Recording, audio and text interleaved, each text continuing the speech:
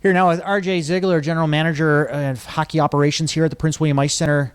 Just getting a pulse check here on all the changes that have taken place. Obviously, we have a different identity here at the Prince William Ice Center since, weaving in Prince William Hockey Club into everything, and then the women's program, the sled hockey program. Give us a little bit of an update where things stand now that the hockey season is pretty much up in full gear now. Well, we're exactly where we wanted to be. We've added all of our youth teams into the equation. Our house program started. Our high performance teams are up and running. Our girls teams are doing well, and we've had our disabled hockey continue to move forward. So we're right where we want to be. Everything's looking really good. Teams are looking really competitive. Just got a text this morning, actually, that our two Pee Wee teams went down to Carolina and went 6-0 between the two of them. So things are looking good. Things are looking good. Talk a little bit about the interest here. I mean, obviously, one thing that stands out to me that's not something common that you see in other areas is the sled hockey program. Talk a little bit about that. I know you guys had a kind of a demo a couple of months ago or last month, and I hear it was quite a success. Absolutely, it was. Kimberly McHugh was a big part of the success of that initial demonstration game that we had with the Wounded Warriors and with a team from up in Baltimore, and we've continued to progress with USA Hockey and with our affiliate. Obviously, finances is huge, making sure that you have the money to pay for everything. USA Hockey has been fantastic with that. They gave us a very sizable grant. In addition to that, they are also making sure that we get 5 sleds to go with that to help us get started. And then immediately following that, our local affiliate, the Potomac Valley Amateur Hockey Association, PVAHA, also gave us a grant. In addition to what we're doing with fundraising and what USA Hockey and the local affiliate are doing to help us, we're well on our way. All we're doing now is we're trying to figure out a couple more dates this coming fall and winter to do some more and to try to keep moving slowly. This is really something that's gone from absolutely nothing, so it's just going to take time for it to build. But the word got out there the first time we did things. We have more interest for the next time we do, and we just want to continue to move forward. And again, USA Hockey and our affiliate have really been great in trying to help us do that. So. Talk a little bit about scheduling here. This has got to be something that you have to have some sort of crazy matrix here with all these teams, the house teams, the travel teams, the women's, the disabled hockey program. How are you doing this? I got sleepless nights. It has been very difficult.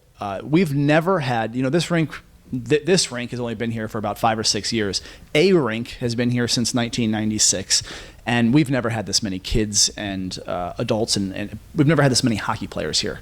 And as a result, it's been, just as you said, it's been just incredible task to try to figure out where we schedule people. And everybody in our program has had to make little sacrifices to make it work, right? For the greater good, to make sure that we can allow as many kids to play hockey as possible.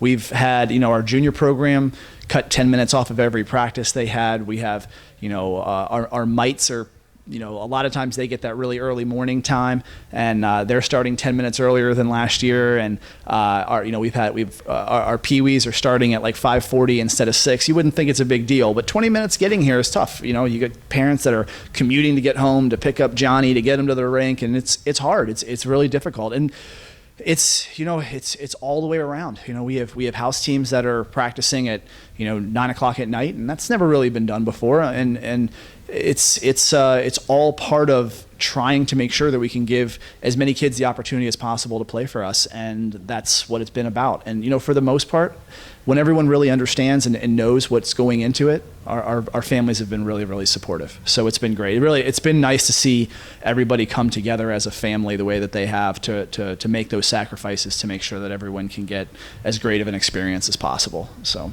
Are we doing a complete rebrand here? We got this old logo here that we originally started with. Are we the new Patriot logo? I mean, I bought the pint glass yesterday. It looks beautiful. I can't wait to add it with the rest of them at home as soon as I get it washed up and everything. But so you have all the merchandise in the pro shop. First off, how are the sales going with that? Because I know things sell out really fast these days. We can't keep certain things on there. The hoodies, for example, man, we get those in, and within less than a week they're gone. Yes, we are. It's not a rebrand. It's just the logo. Not all of our teams are junior teams, right? So we started as a junior program. This logo is not gone. It's just adjusted. The juniors pulled out of it. It just says Potomac Patriots hockey. But our main logo has become, the Potomac with the soldier coming out of it. It was basically one of those things where when we were kind of talking about doing all this, we talked to kids. Hey, what do you like? What, parents, which one do you think is cooler? And it was like unanimous. Everyone loved that logo. So that's the one we're kind of hanging our cap on. And, so far, I think it looks pretty nice. Actually, I just got a text message during yesterday's games from the CBHL president, and she's like, "Just saw your jerseys for the first time. They're so cool." So it's pretty neat. Yeah. Aside from all the program stuff, anything changing with the rink? I know any locker room adjustments or anything like that. I know it's been talked about and everything. Anything in the immediate future? I'm not trying to put you on the spot or anything. No, I mean the rink's been supportive as a result of the Patriots growing as much as they have and needing more ice and buying more ice. There hasn't been ice for some other programs that have played here in the past. And, the rink's priority is to support its main customers and to try to help us as best we can. And that's what they're trying to do. And, we vacated a couple of rooms as a result that had storage in them before. And we're trying to repurpose those. One of them to be a coach's room, to be able to, have some of our coaches be able to leave some stuff in here.